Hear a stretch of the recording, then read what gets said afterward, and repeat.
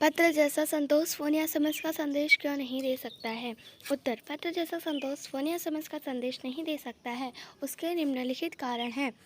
Phone या SMS संदेश को संभाल कर भविष्य के लिए नहीं रखा जा सकता। पत्र यादों को सहेज कर रखते हैं, जबकि फ़ोन या एसएमएस नहीं। अगला है, संभाल कर रखे गए पत्रों को भविष्य में पढ़ा जा सकते हैं, जबकि फ़ोन या एसएमएस को लंबे समय बाद ना पढ़ा और ना सुना जा सकता है। बड़े बड़े लेखकों, प्रशासकों, कवि, उद्यमी आदि के पत्रों को अनुसंधान का विषय बनाया जा सकता है, जबकि फ़ोन या एसएमएस को नहीं।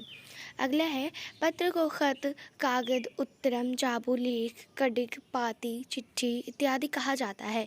इन शब्दों में संबंधित भाषाएं लिखिए। संस्कृत पत्र, उर्दू खत, कन्नड़ कागज, तेलुगु जाबूतरम, लेख, तमिल कड़ित। अगला है, पत्र लेखन की कला के विकास के लिए क्या क्या प्रयास हुए? पत्र लेखन कला और संस्कृति विकसित करने के लिए निम्नलिखित प्रयास हुए। स्कूली पाठ्यक्रमों में पत्र लेखन का विषय था। भारत के साथ साथ दुनिया के अन्य देश और विश्व डाक संघ की ओर से पत्र लेखन को बढ़ावा दिया गया। लास्ट है, विश्व डाक संघ ने 1972 से 16 वर्ष के कम आयु के बच्चों के लिए पत्र लेखन की प्रतियोगिताएं आरंभ करने का कार्यक्रम शुरू किया। पत्र धरोहर हो सकते हैं, लेकिन एसएमएस क्यों नहीं?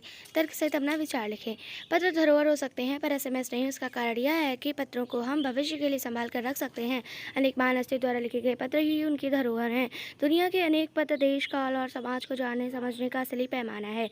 आज़ादी के पहले स्वतंत्रता संग्राम के दिनों में जो कुछ अंग्रेज अफसरों ने अपने परिजनों को लिखा, वे आगे चलकर अत्यंत महत्व की वस्तु बन गए। पंडित जवाहरलाल नेहरू, महात्मा गांधी, भगत सिंह आदि जैसी महान हस्तियों द्वारा लिखे गए पत्र धरोहर बन चुके हैं। क्या चिट्ठियाँ की जगह कभी फैक्स, ईमेल, टेलीफोन तथा मोबाइल ले सकते हैं? फैक्स, ईमेल, मोबाइल, टेलीफोन तथा मोबाइल पत्रों या चिट्ठियों की जगह नहीं ले सकते हैं। उसका कारण यह है कि पत्रों को लंबे समय तक सहेज कर रखा जा सकता है। पत्र के अलावा अन्य साधनों से प्राप्त संदेशों को संभाल कर रखना असंभव है। पत्र लाने वाले डाकियों को इतना महत्वपूर्ण स्थान नहीं दिया जाता है। पाठ से आगे के जो प्रश्न है अब हम उन्हें देखते हैं। किसी के लिए बिना टिकट सादे लिफाफे पर सही पता लिखकर बैरंग भेजने से कौन सी कठिनाई आ सकती है? बिना टिकट सादे लिफाफे पर सही पता लिखकर पत्र बैरंग भेजने से निम्नलिखित कठिनाई आ सकती हैं। पत्र पाने वाले व्यक्ति को बिना टिकट वाला पत्र प्राप्त करने के लिए टिकट के मूल्य से अधिक पैसे भुगतान करने पड़ेंगे। पत्र पाने वाला व्यक्ति यदि बताया कि पैसों का भुगतान नहीं करता है तो पत्र भेजने वाले के पास वापस आ जाएगा। पैसे न होने की दशा में पत्र पाने वाले व्यक्ति को बहुत सी कठिनाइयों का सामना करना पड़ सकता है। अगला प्रश्न है, पिन कोड भी संख्याओं में लिखा गया एक पत्र है, कैसे? पिन कोड या पिन शब्द का विस्तृत रूप पोस्टल इंडेक्स नंबर है। किसी भी जगह का पिन कोड 6 अंकों का होता है। इसके हर अंक का एक खास स्थानीय अर्थ होता है। पिन कोड का पहला अंक राज्य का, अगले 2 अंक उपक्षेत्र के तथा अंतिम 3 अंक संबंधित डाकघर के कोड होते हैं जहाँ से डाक बांटी जाती है। और आगे यहाँ पर हमें दिया हुआ है उदाहरणार्थ, हम पिन कोड 110033 को लेते हैं। इसका पहला अंक दिल्ली, हरियाणा, हिमाचल प्रदेश, पंजाब या जम्मू के लिए है। अगले 2 अंक राष्ट्रीय राजधानी के उपक्षेत्र दिल्ली के लिए हैं। इसके अंतिम 3 अंक डाकघर, सब्जी मंडी, आज़ादपुर के लिए हैं जहां से डाक वितरित होती है।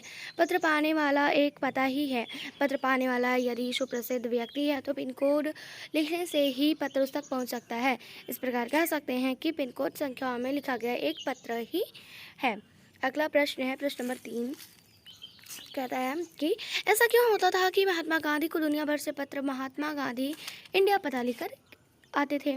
ऐसा क्यों था? तो महात्मा गांधी विश्व प्रसिद्ध एवं लोकप्रिय व्यक्ति थे। स्वतंत्रता आंदोलन में उनके दिए योगदानों ने उन्हें भारतवासियों के बीच मसीहा बना दिया था। गांधी जी देश के किस भाग में रहकर क्या कर रहे हैं, यह लोगों को पता रहता था। महात्मा गांधी को दुनिया भर से भेजे गए पत्रों में महात्मा गांधी इंडिया लिखकर इसलिए आता था कि वे भारत में जहाँ भी होंगे पत्र उन्हें अवश्य मिल जाएगा। तो आई होप आपके सारे क्वेश्चंस कंप्लीट हो गए हैं, आपके सारे डाउट्स भी क्लियर हो गए हैं। मिलते हैं अगली वीडियो में। Till then, thank you.